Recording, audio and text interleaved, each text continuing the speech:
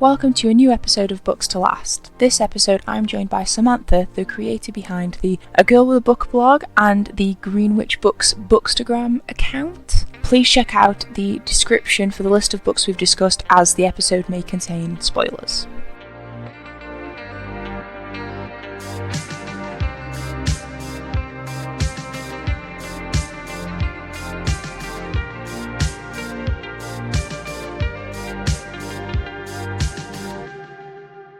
Hello and welcome to Books to Last, the podcast that challenges readers to pick the only 5 books they may take with them when cast away to a mystery remote location. As ever, I'm joined by a book-loving guest, and this episode I'm joined by the lovely Sam. Welcome, Sam. It's so great to have you on the podcast. How are you doing today? Thank you so much. I'm so glad to finally be here. I'm fantastic. How are you? I am very good, yes. I've had a lovely day of lots of video calls and meetings, but I get to have this awesome conversation with you, so I am happy. Oh, fantastic. So, no pressure. No, none at all. For the benefit of any listeners who might not be familiar with you and what you do, why don't you introduce yourself, tell us a bit about you and books? Great. Okay, basically, I have been a lifelong lover of literature, and I've also been a little bit of a grammar Nazi since I was a child. So I initially studied publishing studies and languages and literature, and then I worked in a publishing house for a short while before I moved on to doing book reviews. And that's what I do now. I do some book reviews and I do writing and freelance editing. So I'm basically just constantly submerged in great literature, and it's fantastic. Living the dream. Oh, that does sound like the dream, honestly. It just sounds amazing. I've always said that basically if I were to just go and quit my job tomorrow, which, if you're listening, I don't plan on doing that, but if I was to quit my job tomorrow, the first thing I'd do would go just find a bookstore that would just take me and let me work for probably just books. I mean, you can't buy food with books, but you should be able to. But you can nourish the soul with books, and that's what's important. That is what's important, because you don't want a malnourished soul. That's like health 101. Exactly. And from there, the body is just secondary. No, I joke. Exactly. No, I completely agree with you. You're completely right. So, current reading. What are you reading at the moment? What was the last good book you read? Because I've they're not always great, but it seems like you get some good ones. There's a few. I'm currently doing a work practical, so I'm away from home, which means that I have a lot more time to read than usual. So I've already done quite a few books this week. At the moment, I'm reading Josh Malerman's new book called Inspection. He's the author from Bird Box, the one that the Sandra Bullock movie was based on, and it's creepy, and it's just kind of mind prodding, that you're thinking, what's going on? And the thrillers. I'm a big fan of thrillers and horrors and whodunits. So anything that kind of has a slight angle of the macabre really appeals to me. Oh, well, I mean, we're talking at a good time for all of that sort of theme, being at the beginning of October. Exactly. We're really into the macabre season. So that sounds really interesting. I've never really been a big thriller reader. I think maybe probably because I've just not read the right one. I'm a firm believer that any genre can be for pretty much anyone. They just have to find the right book in that genre. I just haven't found my thriller yet. I think I'm not yet there yet. But I'm always taking recommendations. So after we've chatted, I'll hit you up with recommendations. Definitely. Okay. Well, I mean, that helps us move very, very smoothly onto the next section, which is your list. But as ever, as the guest, you get to pick where you're going to be cast away to with your 5 books. So where are you going to be cast away to? Doesn't have to be a desert island, as discussed previously. We don't like sand on this. Well, I'm an anti-sand person. The guests may like sand. I'm definitely anti-sand. I'm with you.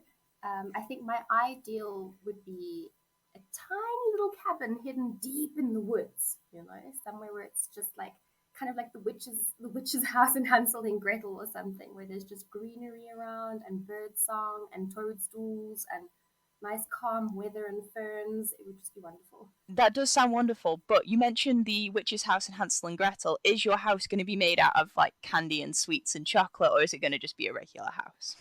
I think it would probably be a regular house. Otherwise, I'd have to roll out the front door every day. I always thought that was my favorite image from Hansel and Gretel, which ultimately any adult will know is actually kind of a disturbing story. But I was just picturing the sort of gingerbread house type cottage in the woods that's all made out of sweets and chocolate and all that sort of thing. I always thought that was really cool. Well, A Cabin in the Woods is a great place to read. Exactly. It's secluded, it's isolated. There's not much else you can do except read, unless you want to be a lumberjack. Well, I mean, there may be aspiring lumberjacks in our listeners, who knows? But in between lumberjacking, is that the verb? No idea.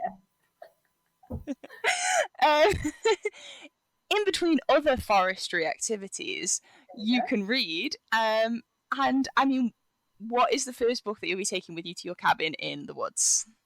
Okay, let me first start off by just saying this is an incredibly hard choice. And I'm sure it is for any book lover. So just pick 5 books.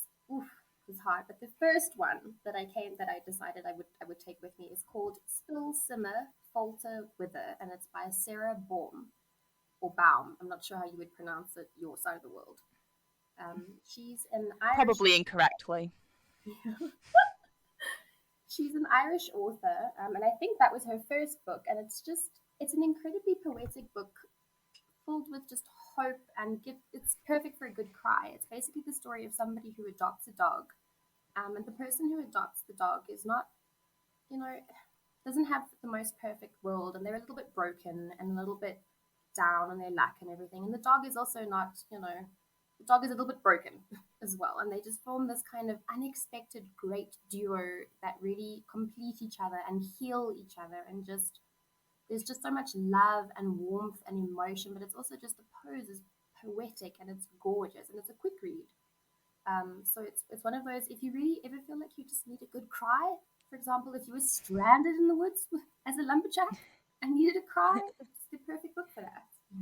It sounds that sounds really wonderful. I mean, some people do seek out a cathartic cry in a book sometimes because it's nice to exercise negative feelings in that way.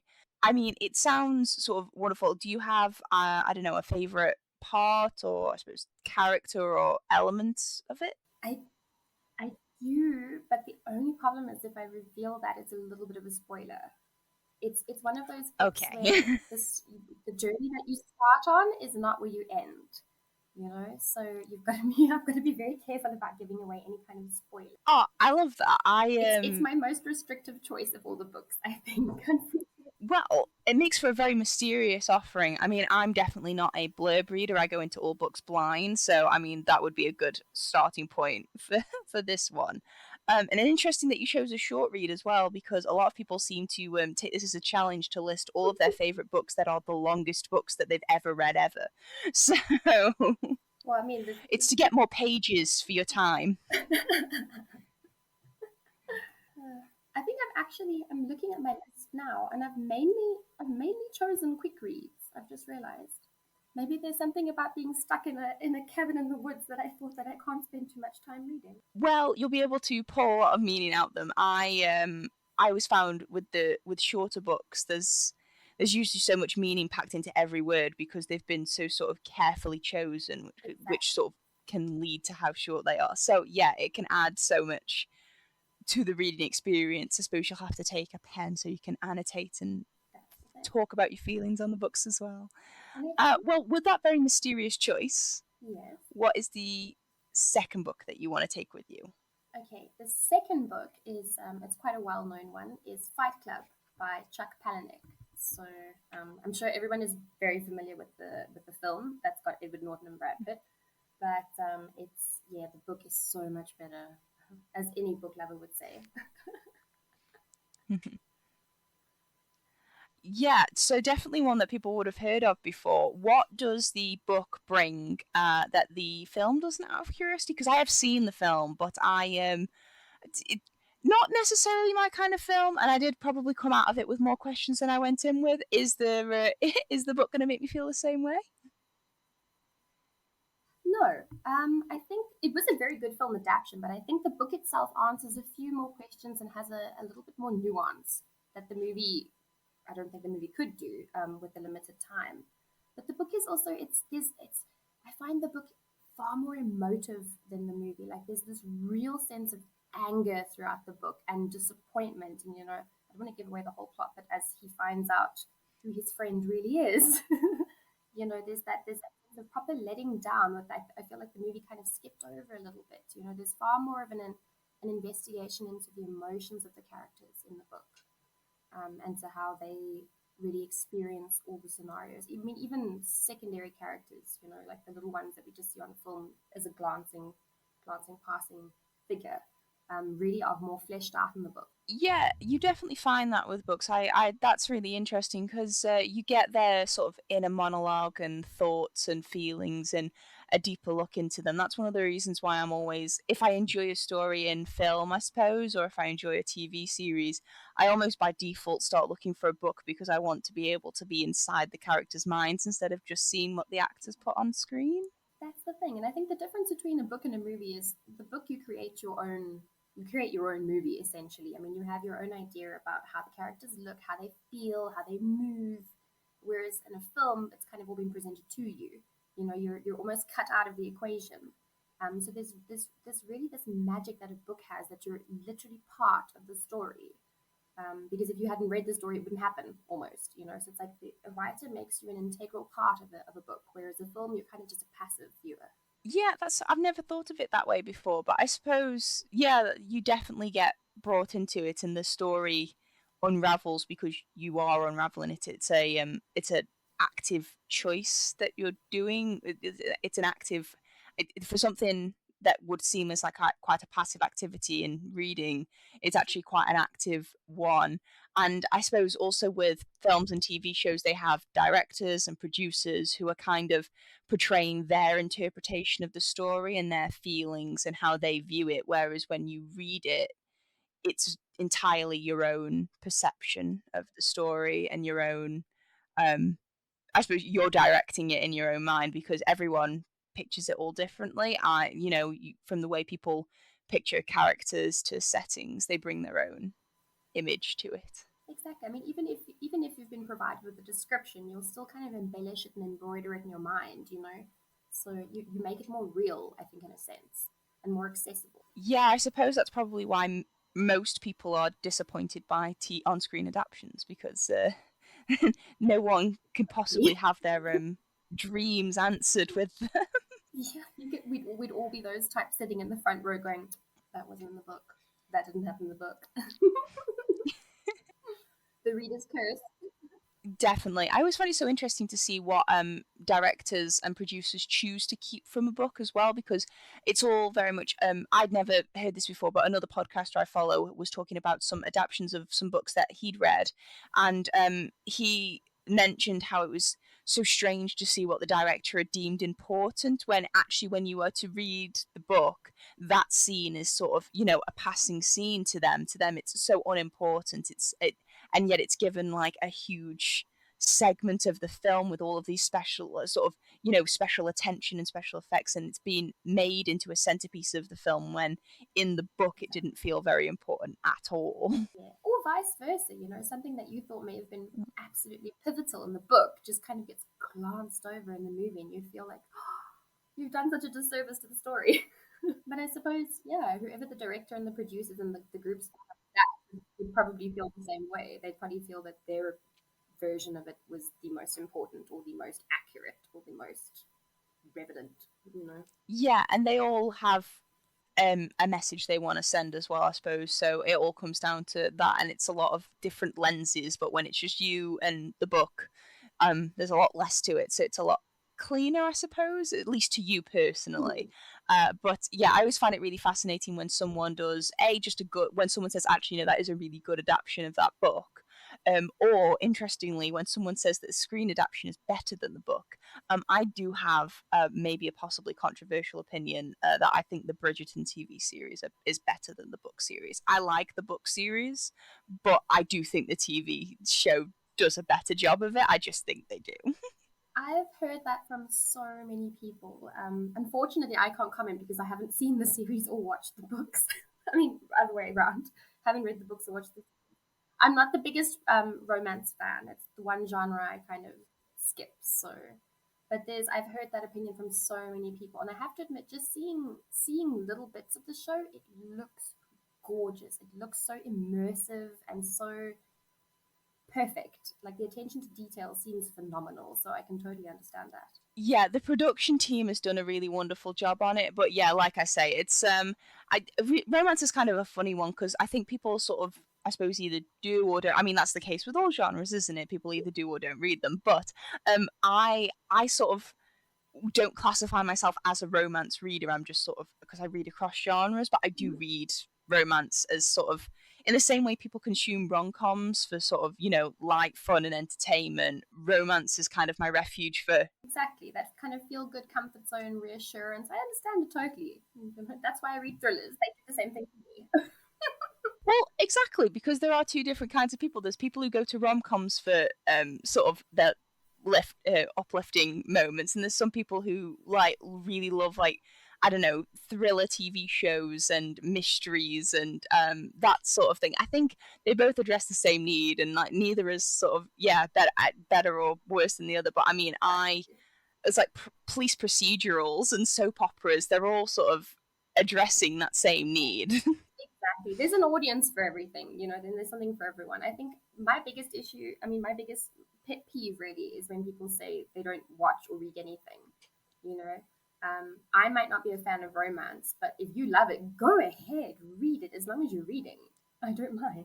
Exactly. I think I'm similar. It kind of irritates me when people, I suppose, say that they don't understand how something why something's on TV, or they sort of dismiss a specific show or a specific film or a specific, I don't know, genre or type of thing as I suppose worthless in their eyes because they don't like it personally. Because honestly, if it didn't get an audience, they wouldn't put it on TV. They don't put things on TV for charity. They do it because people watch them. Exactly. And it's also, I feel like it's a bit snarky to say something's worthless. I mean, an opinion is like, a leg, everyone has one. So it's just to call someone else's taste worth, it's a bit harsh, It's like let's all just enjoy the fact that people like what they like, really. Yeah, it's very harsh and very judgmental. I mean, yeah, an example probably over here in the UK is people have controversial and split opinions on the TV show Love Island. I have actually heard about this, and it is just really interesting. I've never watched the show, so it's completely over my head. But just seeing on social media how it divides people is really, really scary. I don't watch it personally. Yeah, it is like a war. I don't watch it personally, but I don't have any ill will towards the show. It's just not my. I say it's not my kind of show. I do watch reality TV, and I don't watch Love Island for the same reason. I won't download TikTok, and it's that I have a finite amount of hours every week, and I can't willfully expose myself to something that will take over my life. So I can't have TikTok and I can't have Love Island in my life because I've seen what it can do. Exactly. And the problem is it really is addictive, and you may start off saying as jokingly, oh yeah, I enjoy it, whatever. But the problem is it becomes this black hole that just sucks in your time, and next thing you look up and you've watched 4 seasons and you've got grey hair and you wonder where the time went. Precisely. But yeah, so that was I'm not sure how we got to there from Fight Club, but Fight Club is a very famous book, and I think it's one of those books that people don't realize is a book because the film has become so popular. It's similar to Jurassic Park, I suppose. It's such a famous cult classic of a film that people kind of forget that the book came first. So that's a good recommendation for someone to try out. Exactly. No, the book definitely eclipsed the movie. I mean, the movie definitely eclipsed the book. I think a lot of people didn't even realize it was based on a book, which makes it kind of a treasure actually. Because if you enjoyed the film, you'll definitely enjoy the book. So exactly. So that's a great one for Fight Club fans out there, and also maybe people who just are curious because they've never seen Fight Club but they've heard so much about it. Because I definitely have that with so many films. Like before I watched The Godfather, I was just like, I feel like I should read The Godfather because I've heard so much about The Godfather. And did you? I think I ended up watching it in the end. probably easier. I've heard that the Godfather books are quite an effort to get through. Yeah, I definitely got there eventually with like Lord of the Rings. So I'm reading Lord of the Rings now because Oh, I got scared out of reading them but watched the films, but my best friend and I are reading them together now. that's kind of So nice if you do a buddy read, though. That makes it so much better because you can discuss and compare and kind of motivate each other to get through those parts where they're just walking through the landscape going to Mordor. well, she is the friend who made me watch the films. So she's never read them, but she adores the films and she knows them back to front. So she knows everything that's going to happen in the book. She's been very good at not spoiling it for me because That's there's very been bits where like, yeah, I've only watched the films once, so I don't actually remember a lot of them. So she has been quite good at not spoiling it for me and just enjoying it as it is. So yeah, it's been quite good. she's the type of friend that people need. She sounds great. She is. She's an excellent friend, and she listens to the podcast. So I can't wait till she gets to this episode and she messages me to say thank you. Okay, so that thing. What is the third book that you'll be adding to your list in your cabin? Okay, the third book I decided on is called Never Let Me Go, and it's by Kazuo Ishiguro. Strangely enough, I've just realized there's also a film of this one out. um, I'm now looking at my list. I realized that every single one of my books, including my honorable mention, has been made into a film as well. So at least we know that there's mass market appeal. Cinematic books. There we go. It's a theme. And so I don't know if you've seen the film of Never Let Me Go, but it's a bit of a twisty dystopian vibe where there's a very special boarding school where children are kind of raised and interred, and they find out that they have a very specific purpose in life and they're being raised for something. And then once they realize what they're being raised for, it's quite shocking, and they start to have a lot of existential angst about what it really means to be alive and what purpose is and what the soul is and all that kind of thing. But also with this kind of niggling feeling of a little bit of a horror, a little bit of a motion in the background where you're thinking things aren't as they should be, and it's a little bit unsettling. That sounds so spooky. I go into a lot of buildings when they're empty as part of my job, and Mm-hmm. people massively underestimate how scary a school is when it's empty. Absolutely, and this you can kind of feel the ghosts of children. Even I mean, not that children have died, but you feel like the memories of children, should I say? You know, there's something very creepy about a school. I think it's something to do with places that are supposed to be busy and full of noise being silent and empty is kind of ominous in a way that it's hard to pinpoint. But Mm. yeah, going around sort of it's empty schools, empty like hospitals, Hospitals and maybe shopping hospitals for a malls. slightly different reason. Yeah. Yeah, Mm. or shopping centers, yeah, and all that sort of thing. It's got like an apocalypse vibe. Exactly. You kind of want to look over your shoulder and see where the zombies are, why no one's here, you know? But it's good to have a book that questions existential things as well. Although I feel like I'd have to keep this away from my husband because we can't watch the Truman Show anymore because he just sends him into a spiral of "Is my life real?" And I Okay. just If he likes the Truman Show, he will adore Never Let Me Go. And I think it would be ideal for fans of what was that film, The Island, with Ewan McGregor, and I think it was, oh my gosh, Scarlett Johansson. sounds familiar. I am terrible at watching films. But they yeah, for it's a very similar kind of plot to that, and I'll just say that I feel like that's enough of a spoiler. But yeah, if people enjoy that sort of thing, then they'll really like this. It sounds like a really great recommendation. Yeah, no, I'm super bad at watching films when they come out.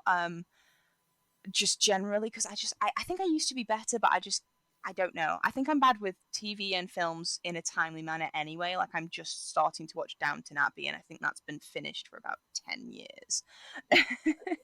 You know, all in good time. That's why I think things like Netflix are just fantastic. You can rediscover old classics and do it at your own time. There's no pressure. It's great. Exactly, but so Never Let Me Go. I mean, how scary are we talking? Is it quite scary, or is it just a niggle? Do you not read it at night? Do you Oh wait no, until daylight, or it's more just a niggle. I think it's not scary in the sense of like a boo, a jump scare, or a traditional horror. It's more just because of that existential twistiness that you suddenly find out, and it's more really a question of your morals and ethics. things. Like once you discover what these children are being raised for, it makes you question a lot of things and about how you were raised and what the purpose of raising people is. And but yeah, it's more just a niggling uneasiness, I would say, than a real scary fact. So like a psychological thriller sort of horror. Yeah. Oh, that Yeah. Something that those are sometimes kind worse. You're braver than I am reading a book like that on your own in a cabin in the woods. I'll say that. as I feel like I should preface all of this by just saying I'm a huge horror and thriller fan. So yeah, for me it would be more brave to read a romance in the woods. You would get on very well with my best friend. To be fair, most of the people in my life love like horror and thrillers, and it's not that I'm scared of them. I feel like I have to impress this on people. I'm Okay. not scared. I mean, don't get me wrong, I am capable of being scared, but being scared isn't the main reason I don't watch them.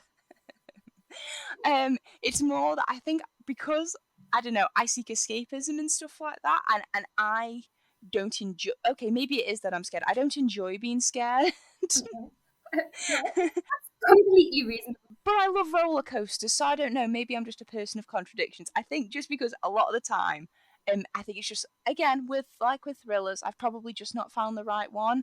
But I have had to be bribed with great amounts of food to go to see things like this in the cinema. Like my my husband had to bribe me with a whole pizza to go and see it when it came out in cinema. That bribe would not work for me. That's the one thing I can't do. I am the cliche that I am phobic about clowns, so I could never watch it. I've never read it. I refuse to see it. I mean, I'm scared enough without even having to walk into the cinema. It would be ridiculous. I'd break down. Well, I mean, that was the best part of it. No part of the deal said I actually had to watch it. They just said I had to go to the cinema to watch it. So I literally spent the entire time under my jacket because I was like, I don't want to watch this. That is the best strategy, and you got a pizza out of it, so it was really not that bad. Yeah, I definitely won. I 100% won. Um, yeah, I always find because I also don't I try to block them out of my mind. I don't get affected by them as much afterwards. Like they don't play on my mind as much. But whoever I end up watching them with, because they've really been paying attention, it like seems to play on the back of their mind, and they're more affected by it by me by the end. So there are perks to it. There are definitely perks to it. But I maybe should try some good psychological horror or that sort of thing to dabble with it. So this may be a good place to start with it. I think so. I feel like Never Let Me Go could be a good entry point because it's not, like I said, it's not specifically scary. So it could be the right book to ease you into a little bit of thrillers and psychological horrors and things. It would be, it would be your, what do they say? It's the gateway drug. You never know.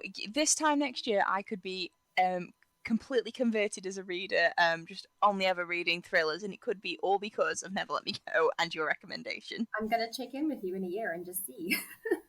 Excellent. Well, while we're adding to my already ridiculously long TBR, what's the fourth book that's going on your list? Okay, book number 4 is it's the first book in a series. But it's also great as a standalone novel. It's called The Night Watch, and it's written by a Russian author called Sergei Lukyanenko. I really hope I'm pronouncing that correctly. I apologize to anybody out there if I've butchered that. Um, and it's essentially just that good old entertainment of good versus evil. It's got a bit of a fantasy feel. There's vampires, werewolves, witches, and it's really just this entire thing about the dark versus the light, and how neither is completely dark or light. Both sides have to balance each other out. So there's no such thing as just pure evil or pure good. Um, but yeah, it spans it. There's these aspects of history because it implies that the leaders of these two organizations, the Day Watch and the Night Watch, who kind of fight each other and check each other, go back for yonks, like to the medieval times, and it kind of sets the premise that there's always been this kind of warring of good versus evil in the world, and how it's actually always each keeps the other in balance, essentially, to make the world harmonious. Oh, so some really classic themes all rolled into one specific book. When was it published? Just out of curiosity, I wonder if it was. what kind of phase of vampires it was in. Oh, it's not sparkly vampires and it's not romance vampires. It's more grisly vampires, but also not the Nosferatu type. I'm trying to recall. I unfortunately don't have the book with me because I'm not at home, but I think it was first published in 2000, about 2006 thereabouts. So Okay, so yeah, in it was mid-range. before the vampire trope kind of exploded and became so popular in young adult fiction, um, essentially. So it was. I've managed to find it, I think, and it was first published in Russia in 1998. There we go. Much older. I apologize. So a pre-millennium vampire. Yeah, but I mean the vampires are a small part. It's kind of it's got all the kind of ghouls and things you think of, and the good side has your good witches and your kind of like angel types, and so it really is this Ooh. deep dive into Russian mythology in a way that's kind of anglicized to be approachable to everybody. And it's just great for like a proper escapism, good old fashioned good wins at the end of the day, feel good thing, like if you like Harry Potter or if you like, I don't know, Aragon or even Lord of the Rings, it would probably appeal to you. It has that kind of epic feel, of a proper good saga. Oh, that sounds so fascinating. I mean, the idea of it sort of giving a dive into, I suppose, mythology, but also, I mean, Russian mythology as well, because I have very little experience with Russian authors. I have just started reading Anna Karenina, which I actually am really enjoying. It's kind of like it's got like Russian Austen vibes, if that makes sense, which is probably, I Absolutely. don't know, massively insulting to No, someone, I but completely agree with you. I find Tolstoy is a little he's like a tiny bit slower, a tiny bit more relaxed than Austen. Austen, she likes to get to the point and kind of make her heroines just go crazy, whereas Tolstoy wants to dive into it.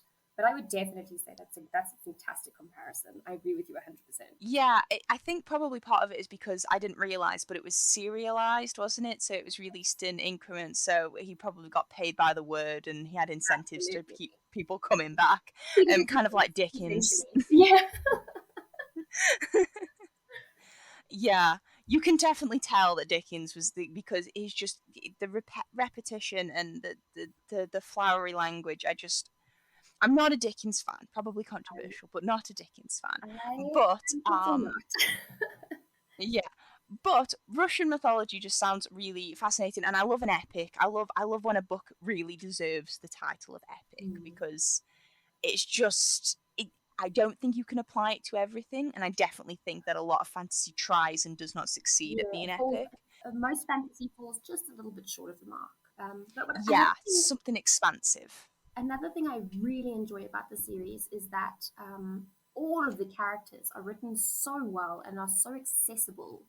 There's no one character who's kind of fleshed out more than the others, and there are good characters, bad characters, male, female, human, not human. I mean, it really gives you Lukyanenko just proves that he can see people and bring people to life on a page. And that's just fantastic. Like you can instantly connect with the worst of the worst and the best of the best in his books. And I think that that's a real talent. Oh, it sounds so good because I'm a very character driven reader. I like my characters are the be all in it. I can deal with a lukewarm, not very good plot if the Yes. characters I adore them. If I'm moved by a character, I'll follow him through a lukewarm plot.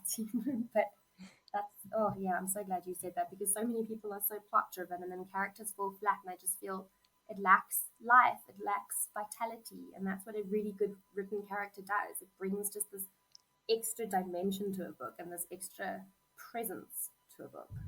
Yeah, definitely. I think also I don't know. I I understand being plot driven, but I don't know. I feel like maybe it's a safer refuge to be character driven. Although that being said, trying to create three-dimensional characters is something that a lot of authors sometimes struggle to do, and it can be quite, I suppose, it's great if you can have both. It's definitely great if you can have both. But all That of would be my very favorite episodes. Yeah, but we can't have everything in life. All of my favorite episodes of a lot of my TV shows that I enjoy are like they're the low budget episodes, they're the bottle episodes where they couldn't leave the set, so they don't really have a plot. It's basically just the characters interacting with each other in some way or another. we All those filler episodes. So where it's filling up the characters and not the plot, which in a way is actually really appealing. Absolutely, definitely my favorite episode. So I love fully formed, fully fledged characters, and it sounds like this is the kind of series that would have a lot of morally grey Yes. characters that you can't really stand behind, but you want to. And you find yourself becoming strangely attached to these morally grey characters. And that for me was so impressive. And his entire series is like that. As you keep meeting new people who are neither good nor bad, or who are a little bit darker grey, you can't help but actually relate to them and feel inspired by them. And you kind of have this moment of thinking, oh, what's wrong with me? Why am I relating to this character? And I think any book that really gets you to question your own sanity has got to be good. Definitely. I think also generally readers are more tolerant of red flags in books than they are in real life. Yes. Well, I mean, that's a really hard book to follow, but I get the feeling that you've probably got a great final fifth book to round off your very good list. So, what is the last book you'll be taking with you to your cabin? The final book is none other than Slumdog Millionaire by, again, I could be butchering his name, I apologize, Vikas Swarup. Again, there's a film based on it, but it is just the most amazing representation of luck and coincidence and fate.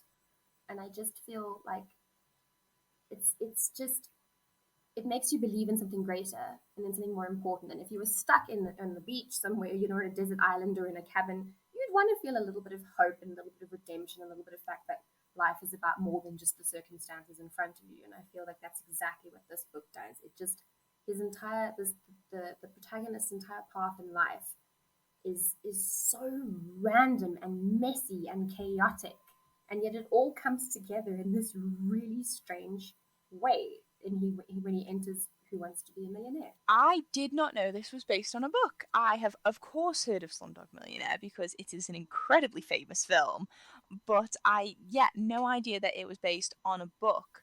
Um, I definitely find the concept of Who Wants to Be a Millionaire really interesting because it is so based on luck. It's not to do with knowledge or any of that sort of thing. And I think that's the whole point that the book emphasizes. I mean, the protagonist he's not educated. He's had an incredibly tough life. He's living on the streets. So the fact that he could become that far, and that was the whole thing. He gets, in the film and in the book, he gets questioned like, how did you know all of this? Everyone assumes he's cheating because this slum kid from the slums couldn't possibly know that. But just because of the incredibly random hand that life dealt him, he somehow manages to absolutely dominate it and just know the perfect thing for the perfect moment. And that's just, I just, it just makes me believe that miracles can happen and that, the impossible is not impossible. It's one of those truly heartwarming stories that just makes you believe in anything. Yeah, I suppose I think you touched on a better word than me. I think, yeah, it does. Suppose having that kind of knowledge in terms of like Who Wants to Be a Millionaire, and also pretty much any TV quiz show isn't sort of steeped in education. It's very much steeped in having like a varied life and coming into, and also probably pretty good memory, and coming into contact with really unusual things. Because I always find that if I sort of I'll sometimes mention like a fun fact that I've picked up in some random place, and people sometimes will be just like, oh wow, how did you know that? And I'm like, it was on a kids TV show that I watched when I was like Too. 14, or or it was, mentioned in Friends once. It'd be one of those things. It's just like I heard it on QI. It's like Or it's read it nothing to on the do side with of a bus stop. It's just yeah, exactly. Some kind of flashcard, or better yet, I probably saw it on a TV quiz show or in a random book. exactly. But it's one of those. Yeah, it's like an eclectic knowledge, but yeah, there's a poetry to someone having a very difficult life, but having that life equip them with everything they needed to completely transform their own future. Yes. And I think it also makes you reassess the idea of, I think especially in a place like India where slums are such a well-known thing, everyone kind of assumes they know what it's like, and that people from these areas would never amount to anything, or that they're limited, and to show that it's not, that a character could be bigger than his circumstances and bigger than his challenges, I think is just such a powerful message for people. Just because life dealt you a bad hand, it doesn't mean you've got to quit. Exactly, and I think yeah, it's a really lovely book to end on. Like I said, it's not. I had no idea it was a book. I really didn't. Um, so I've definitely learned something there, and yeah, it sounds very heartwarming, and It's I really lovely. find yeah, I it's nice to have heartwarming every now and then. I don't tend to gravitate towards heartwarming because I don't know. I think I like my books to hurt me, Yeah. in terms of emotional turmoil. The pain reminds me you're alive. Uh, yeah, and I do. I think I have a. Even though I do read across genres, I have a bias for fantasy. I'm always very upfront about that in on the podcast. That my bias does probably lie in sci-fi and fantasy, even though I do. I was just admiring a few of the books behind you, and that is exactly the image that I got. Yes, I do have sort of sections for different genres, but yeah, like I say, there's a bias. There's definitely a tilt to the number of dragons and magic creatures there are on the front of my You books. can never have enough dragons, and there was a joke once I saw where a little boy walked up to a bookseller and asked him, like raised a random book and said, "What's this about?" The guy says, "I don't know, it's a romance or something." He goes, "Are there any dragons in it?" And the bookseller says, and the little boy goes like, "Why would you bother reading it?"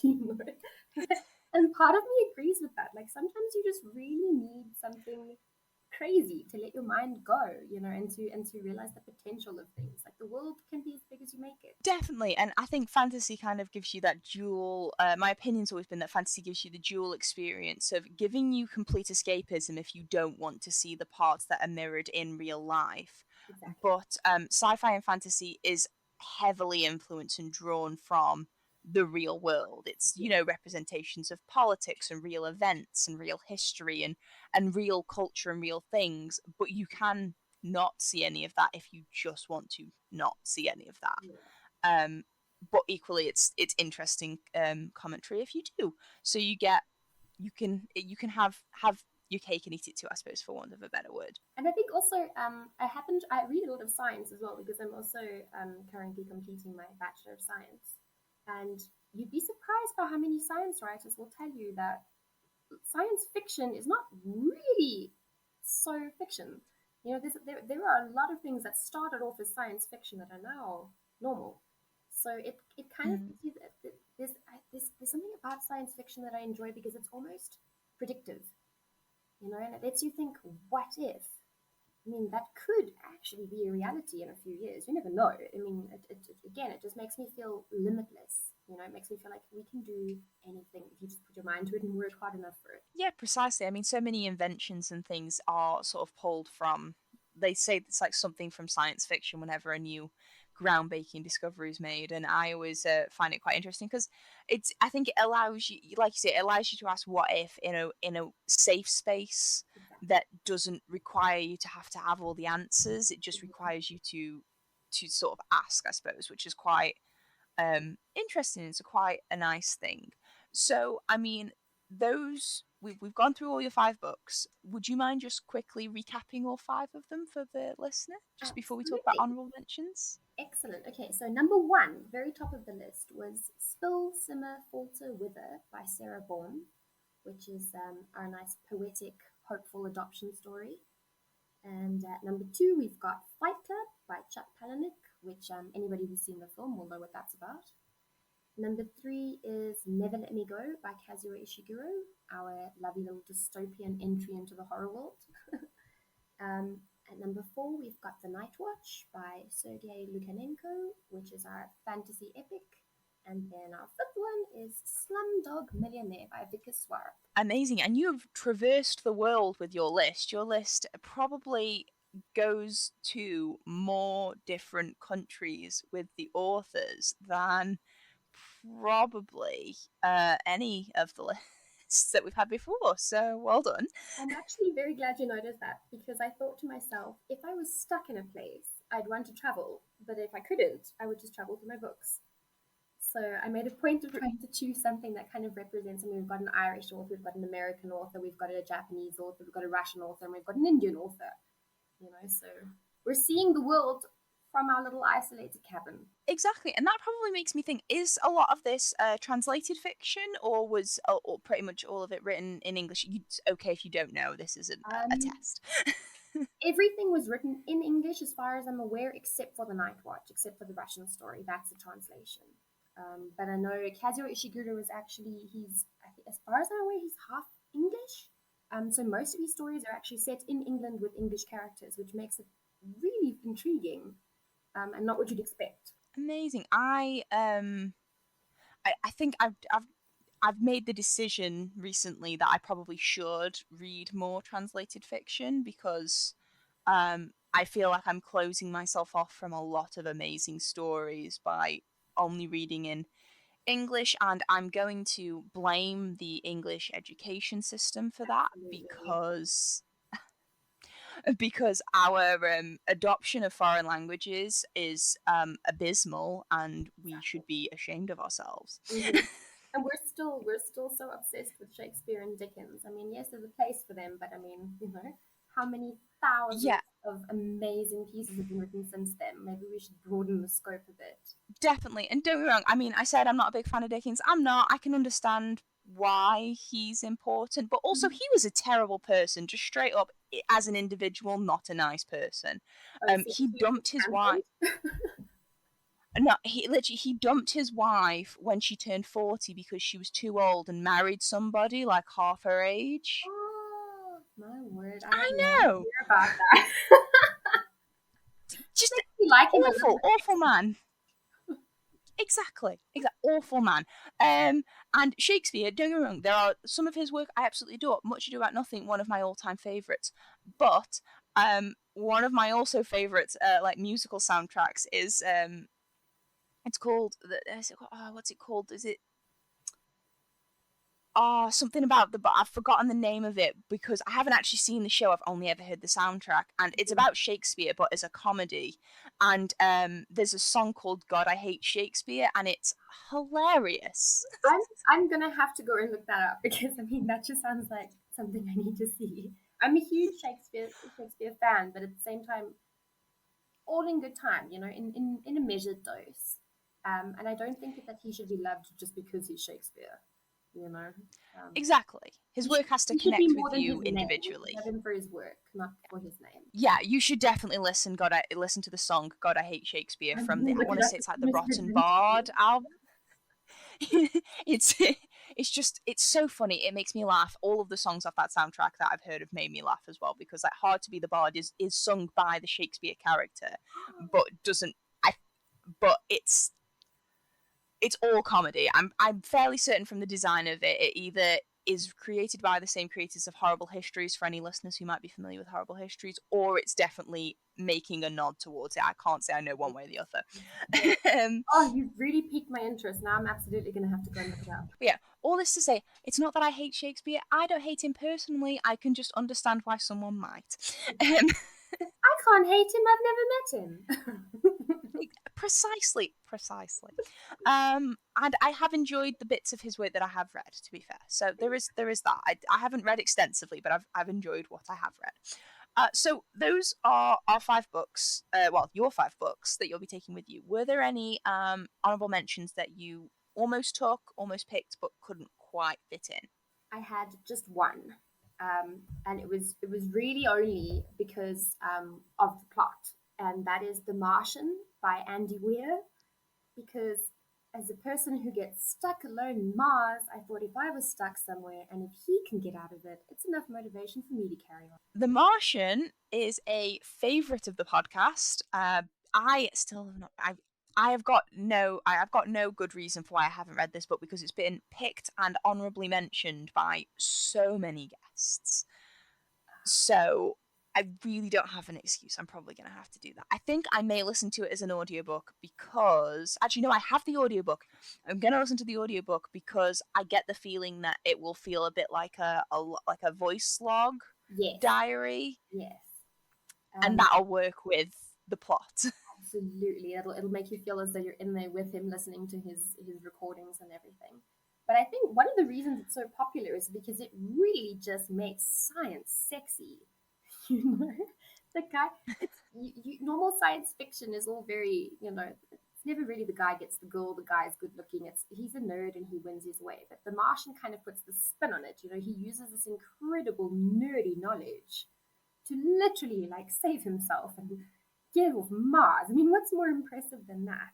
Yeah, and I think a previous guest who picked it does work in science and engineering, that sort of thing, and she mentioned that actually the science is pretty good in it. It's actually not made up science, it's not fake science. It really is, because funnily enough, he's a botanist and engineer, if I remember correctly in the book, and I'm studying botany, so I can confirm that his potato experiments are quite spot on. So kudos to Andy Weir for the research. I know absolutely nothing about botany, but I find the concept of someone being a botanist absolutely fascinating. I think Poison Ivy is such an interesting Batman villain because the idea that sometimes she has powers, but the idea that because plants are going to reclaim this earth. Yeah. Plants are going to reclaim the earth. They just are. They're just waiting. They're waiting for our weakest moment, and that's when they're going to pounce. They really are. So you want to make sure that you know which side you're on, and how to fight back.